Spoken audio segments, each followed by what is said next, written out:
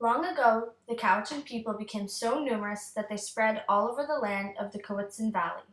One year, the hunting and fishing became very scarce, and the 7 different Cowichan villages began to quarrel over their traditional boundaries. The Cowichan people had traditional medicine men and medicine women who had the gift to foretell the future. One morning, all of the medicine men and women of all the different Cowichan tribes were very disturbed by dreams that kept returning to them, for these dreams seemed to predict the destruction of the Cowichan Indian people.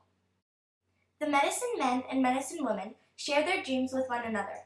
All had very realistic and disturbing dreams that so much rain fell that the river rose and it completely flooded the entire Cowichan Valley, and that they all drowned and everything was destroyed.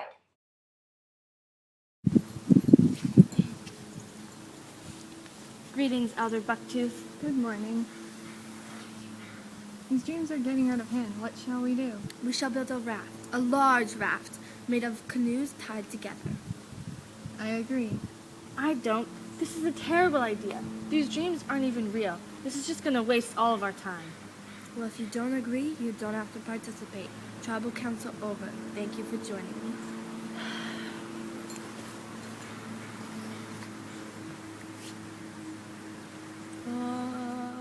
The people who agreed with the wise elder set to work to build the raft. The Indian people were very skilled with the uses of cedar. From cedar bark they wove material, which they made into clothes, and weaving waterproof baskets. From cedar logs they made magnificent canoes. The canoes were beautifully crafted, capable of long ocean voyages. After many months, they had made many sturdy ocean-going canoes from some of the largest cedar logs that they could find, and then they tied them together with long ropes of cedar bark. All those months that the people were building the great cedar canoes and the long, thick cedar planks for the raft, those who did not believe in the traditional spiritual dreams laughed at them and continuously mocked them.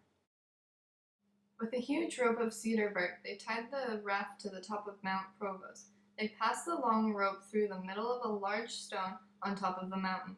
The stone that was used as the anchor may still be seen on Mount Provost to this day. Nevertheless, the canoes were finally finished and then floated into the Cowichan Bay. All marveled at the huge, beautiful, crafted, ocean-going canoes as they were tied together, forming one very large raft. No one had ever seen such a large raft and such huge cedar bark ropes. Not long after the work was done, the rain began to fall. When the rain began, the people who had believed in the dreams took their families and food and placed them on the raft. Slowly the raft rose with the water. As the rivers overflowed their banks, all the valleys were soon covered with water. The people climbed onto Mount Tuzla, but that soon was underwater. For many days, the Indian people lived on the raft, seeing nothing but rain and water. Even the magnificent mountains had disappeared, and the great lands of the Coast Salish people was gone from sight. The rain continued to fall, and the people continuously bailed out the water with their cedar bark bailers. The Salish people were very frightened. They sang their traditional songs and prayed for help, and at long last the rain finally stopped. Slowly the waters went down, and after the time, the raft on the top of Mount Provost, the cedar rope, and the stone anchor had held it. From the top of the mountain, the people watched the floodwaters slowly disappear until at length they could see the Cowichan territory once again. What destruction! Their homes were gone, and the beautiful valleys, once green with forests and rich in wildlife, were brown with mud and fallen trees.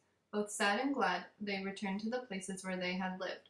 There they began to rebuild their traditional villages and to take up their old life once again.